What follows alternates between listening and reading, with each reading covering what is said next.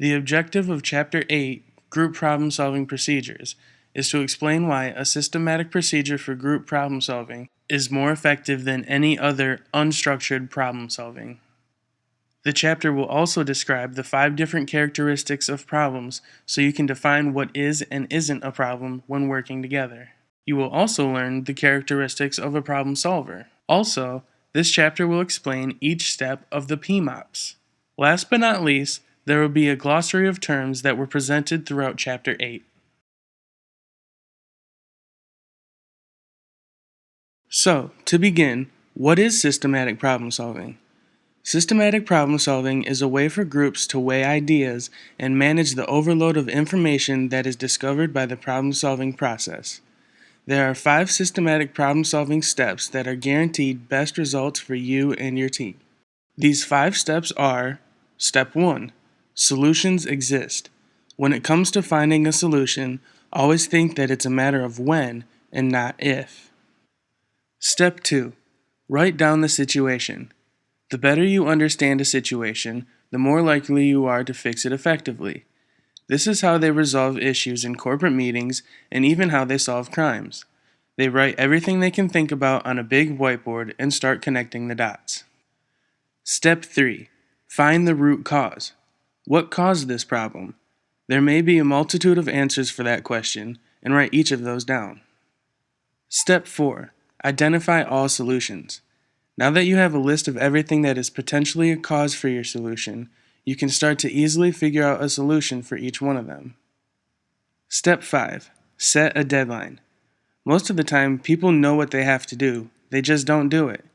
To avoid falling into this trap, set up a deadline to be held accountable to. There are other ways of problem solving, but the less systematic, the more likely an important piece of information may be overlooked when problem solving.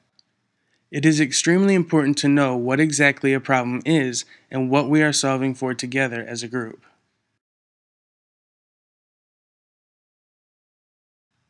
So how do we know what a problem is when we see one? Keep in mind, a problem is when something exists that is different from what you want and expect in a situation, such as a project. A problem can be as simple as having a group presentation to present for the class and one team member has not shown up. You have a problem. You need that one team member. You expected him to show up on time to present the project you all have worked hard for. So when you have a problem, you need to problem solve. Do not confuse this term with decision making. Problem solving involves all things you have to do to move from your current unwanted situation to what you want and expect, including creating new solutions and choosing among them. Decision making refers to the act of choosing from the only available options, not creating new possible options to fix a problem. So when working with a group, everyone needs to understand what a problem is. If not, this could only impact your group negatively. Now that's another problem. Listed below are the 5 different characteristics of a problem and what you can do to avoid problems from occurring. Number 1. Task difficulty. Adaption for high difficulty. Plan to meet often. Use detailed problem mapping. Include many sub-questions to the problem-solving procedure. Form a detailed implementation plan in writing. Number 2. Solution multiplicity. Adaption for high multiplicity. Use brainstorming or one of its variations to generate many ideas. Leave plenty of time for generating ideas. Don't rush the process. Number 3. Intrinsic interests. Adaption for high interest. Set aside a ventilation period early in the problem-solving process for members to express their feelings. Leave plenty of time for early ventilation. Don't over-control the ventilation process or introduce structured procedures too early. Number 4. Member familiarity. Adaption for high familiarity. Focus on establishment of clear criteria. Focus on evaluating the options using the criteria developed. Adaption for low familiarity. Use detailed problem mapping. Use consultants and outside experts for help. Number 5. Acceptance level. Adaption for high acceptance requirements. Include representatives in your group from groups that must accept a decision. Use techniques to spot potential problems before finally deciding on a solution. Pre-test a solution by partially implementing it and agreeing to pull back if it doesn't seem to work. Now that we have established what the characteristics of a problem is, let's discuss what the characteristics of a problem solver would be. Number 1. They don't need to be right all the time. They focus on finding the right solution rather than wanting to prove that they are right at all costs. Number 2. They go above and beyond. They go beyond a closed-minded mind and open up to new ways of thinking and explore options.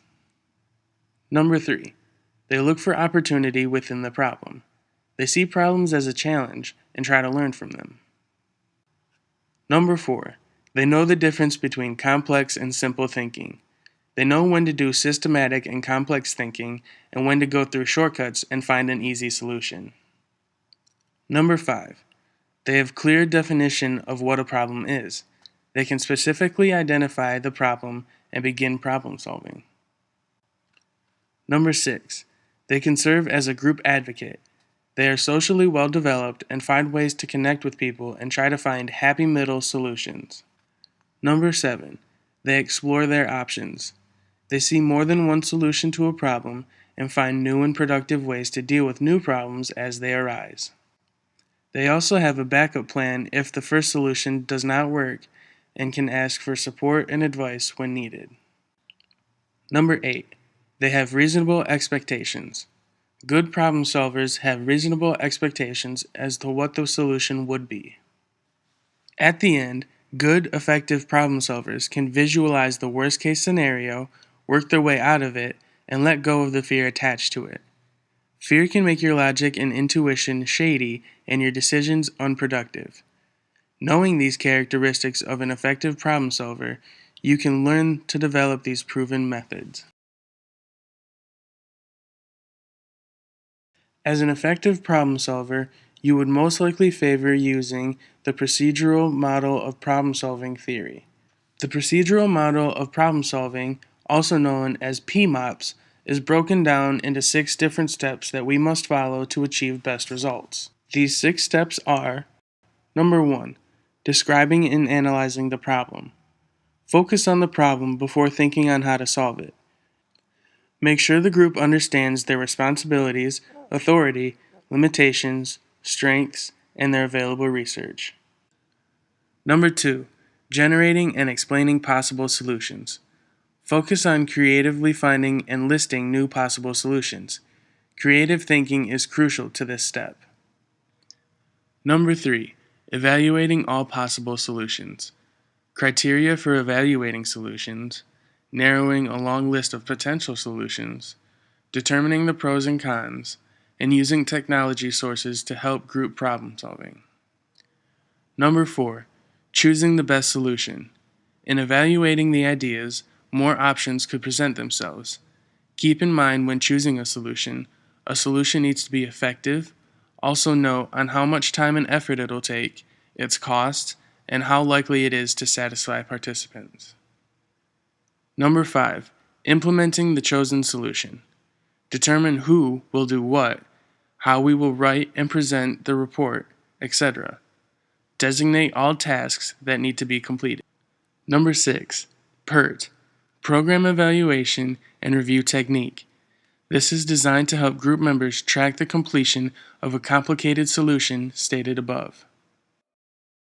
Now that we know what and how systematic problem solving works, the different characteristics of a problem and the problem solver, and how PMOPs is established and work to our advantage, we can now be confident to move forward and work together as a team and overcome any potential challenges. Glossary. Problem. The difference between what exists presently and what you expect or want. Problem solving. Everything you need to do to move from your present undesirable situation to what you want, including creating solutions and choosing among them.